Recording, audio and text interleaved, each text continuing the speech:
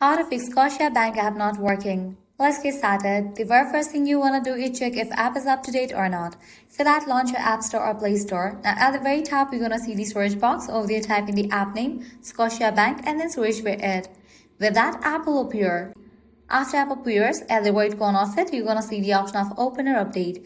If you find the option of Update over here, just click on it and update the app to its latest version. Then you can check whether your problem has been solved or not. Heading towards next solution, clear cache with the app. For that, launch your settings, scroll down, navigate to the option of General, head over to the option of iPhone Storage. Make sure you have enough storage in your device. If not, you can delete the unused apps. Now from here, find the app Scotiabank. After you find it, open it.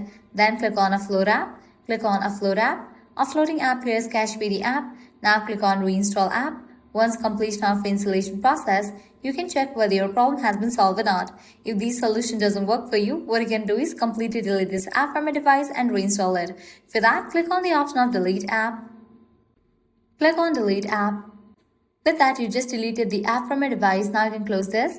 Launch your App Store or Play Store. Search for the app Scotiabank. After app appears, install it. By following these solutions, your problem will be fixed. So this is how you can easily fix Scotiabank app not working.